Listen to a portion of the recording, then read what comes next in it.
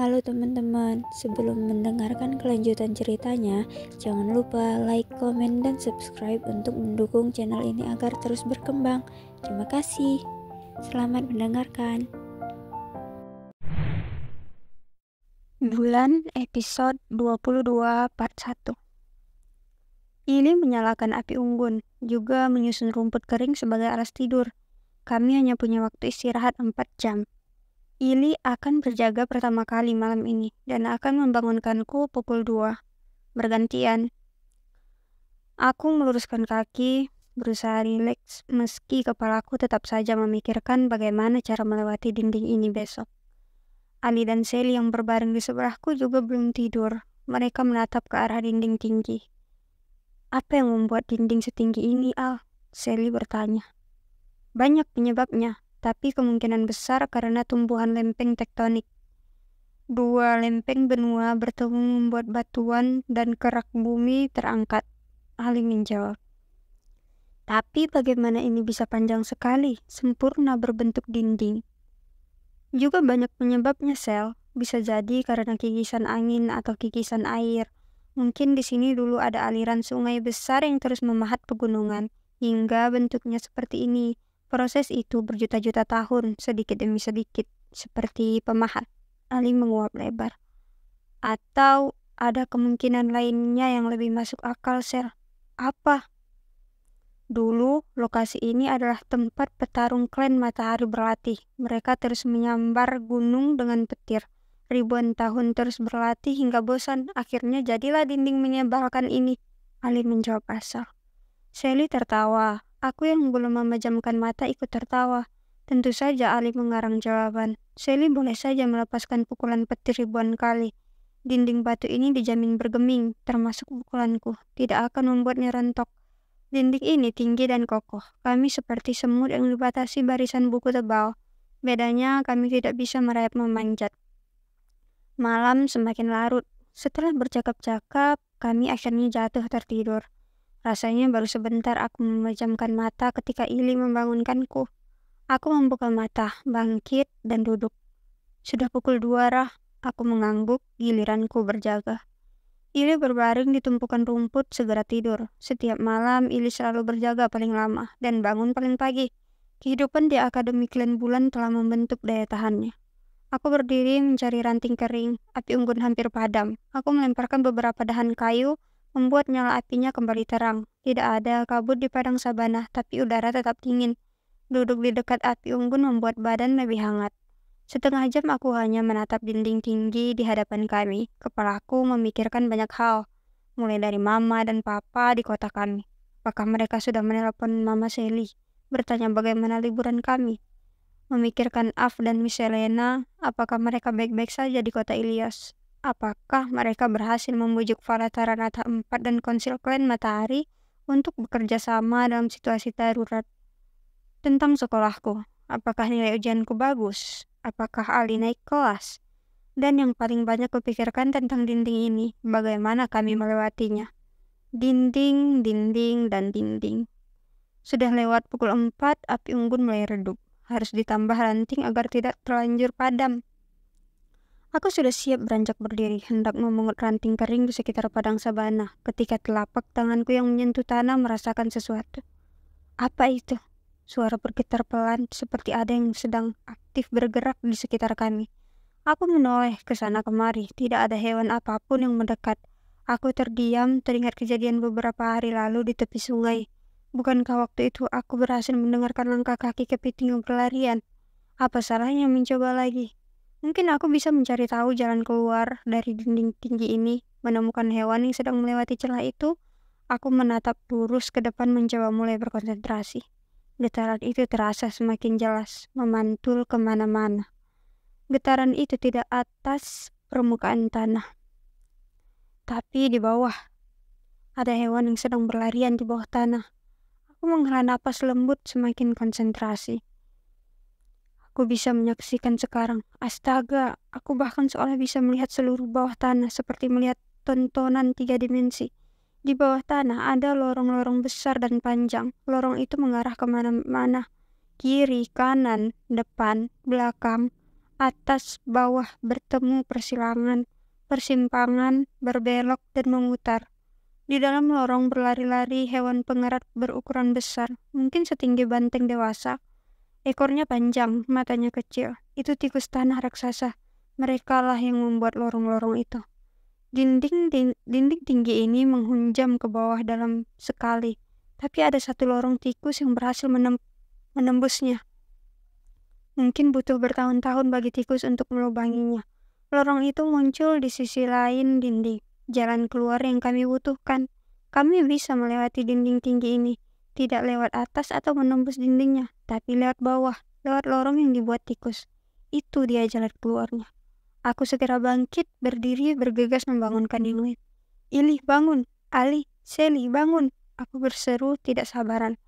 Ili segera bangun, refleksinya bekerja baik. Ali justru bergelung menepis tanganku yang menggoyang-goyangkan bahunya. Sally menyipitkan mata setengah terjaga. Ada apa, Rah? Tanya Ili. Aku tahu cara melewati dinding ini, Ili. Aku berseru riang. Demi mendengar kalimatku, mata Sally membuka. Kamu menemukan celahnya? Aku menggeleng. Tidak ada celah itu, tapi ada jalan lain. Ali akhirnya bangun. Dia mengomel, tapi seperti yang lain, segera berkemas. Kami tidak bisa menunda waktu lagi. Toh, sekarang sudah hampir pukul 5 pagi. Waktu biasanya kami melanjutkan perjalanan. Ili memadamkan api unggun, memastikan apinya benar-benar padam, karena berbahaya sekali jika api itu menyambar rumput padang sabana. 4 harimau kami menggerung sudah terbangun sejak seruan pertamaku. Kami menaiki pelana harimau. Aku memimpin di depan, menggebah harimau kembali ke padang sabana, mundur beberapa kilometer. Hei Rah, kenapa kita malah ke sana? Ali tidak mengerti mematung di atas harimaunya. Ikuti aku, Ali. Aku berseru tidak menghentikan harimau. Ili tidak banyak tanya menyusulku, juga Sally. Ini pasti gara-gara terlalu banyak mendengarkan alam liar. Raib menjadi terganggu. Bagaimana kita akan melewati dinding itu jika kita justru menjauhinya? Ali mengomel. Tapi akhirnya menggebah harimaunya menyusul. 2 kilometer menjauhi dinding, aku menghentikan harimau. Disinilah bagian paling dekat dengan lorong di bawah tanah. Hanya 2 meter, kami bisa menjebol tanahnya, masuk ke dalam lorong. Aku meloncat ke atas rerumputan, mengepalkan tanganku, lantas memukul tanah gembur. Suara dentuman terdengar keras, guguran salju turun di sekitarku. Aku memukul sekali lagi, tanah di depanku mulai terkelupas. Apa yang kamu lakukan? Sally bertanya. Ini mengkhawatirkan, Sel. Raib mungkin jadi terganggu karena terlalu sering bicara pada alam. Lim menjawab berbisik. Kamu hantam tanah ini dengan sesuatu. Sally, gunakan sarung tanganmu. Bantu aku melubanginya. Aku tidak mendengarkan Ali. Aku sedang bekerja. Melubangi tanah. Meski ragu, Sally melompat turun. Di dekat kami ada batu besar. Sally mengarahkan tangannya ke atas. Batu itu terangkat ke udara, terbang ke atas tanah yang sedang kulubangi. Sally menggerakkan tangannya, batu besar menghantam tanah, melesak. Kami butuh 2-3 kali lagi, hingga akhirnya tanah itu runtuh. Lubang besar menganga, dan persis di bawah lubang itu terlihatlah lorong besar yang kulihat sebelumnya. Ini apa? Sally bertanya. Tangannya teracung ke depan, sarung tangannya bercahaya terang, menyinari lorong yang diameternya lebih dari 3 meter setinggi atap rumah. Lebih dari cukup untuk harimau kami berlari di dalamnya. Ini jalan kita untuk melewati dinding batu, aku menjawab. Jika kita tidak bisa lewat atas, kita bisa lewat bawahnya. Keren, Rah, Ali mendekat. Aku awalnya mengira kamu sedikit terganggu tadi. Maaf, tapi ini keren sekali, lorong-lorong bawah tanah. Bagaimana kamu mengetahuinya? Aku sebenarnya hendak menjawab dengan baik, menjelaskan aku bisa merasakan getaran hewan yang berlarian di bawah tanah lewat telapak tanganku yang terbungkus sarung tangan bulan. Tapi karena Ali menyebutku sedikit terganggu, aku jadi batal menjawabnya. Apakah lorong ini ada penghuninya, Rah? Ili bertanya. Aku mengangguk. Tikus tanah, mereka lah yang membuat lorong-lorong ini. Seberapa besar tikusnya? Suara Sally terdengar cemas. Kalau lorongnya saja sebesar ini, bagaimana dengan penghuninya? Lebih besar daripada harimau kita. Jumlah mereka banyak, ratusan. Tapi kita tidak punya alternatif lain, hanya lorong ini. Aku sudah mengingat jalurnya. Kita harus melewati lorong berkelok-kelok. bertemu beberapa persimpangan, terus ke arah barat 4 km hingga akhirnya berhasil melintasi dinding bebatuan. Ada ujung lorong yang keluar di seberang dinding. Sekali kita tiba di sana, kita berhasil melewati dinding. Aku mengembuskan napas, itu bagian yang tidak menyenangkan dari rencana ini. Tikus raksasa. Bagaimana kalau kita bertemu tikus-tikus itu? Seminimal mungkin kita menghindar sel. Kita bergerak dengan hati-hati. Tapi jika mereka tahu, kita terpaksa bertahan membela diri. Atau kita bisa lari secepatnya. Semoga harimau kita berlari lebih cepat dibanding tikus tanah. Bagaimana sel? Kamu mau melintasi lorong ini? Keputusan diambil, kami akan melewati lorong ini. Harimau-harimau kami terlihat tidak nyaman saat melangkah turun. Masuk ke dalam lorong. Aku mengelusurainya berbisik semua akan baik-baik saja. Sally berjalan di sebelahku dengan menyalakan redup sarung tangannya agar cahaya di dalam lorong tidak terlalu mencolok. Kami maju dengan hati-hati. Ili di sebelahku meloloskan tombak perak berjaga-jaga. Lorong itu kering dan hangat, dindingnya tanah keras. Hanya satu masalah di lorong tersebut, aroma bau kotoran tikus yang menyengat.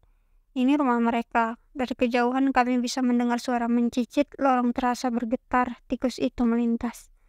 Napas Sally lebih kencang saat tikus-tikus terdengar di dekat kami. Aku menyuruh Sally memadamkan cahaya dari sarung tangan. Kami berhenti, tidak bergerak. Kami berjalan sudah hampir 200 meter. Kami bertemu persimpangan pertama. 2 ekor tikus raksasa berlari di persimpangan. Aku menahan napas. Tikus itu lewat tanpa melihat kami. Ali memegang pemukul pastinya, terlihat tegang. Tikus itu bahkan lebih tinggi dibanding kami. Gerakannya cepat, ekornya yang panjang sekali melenting ke sana kemari saat lari.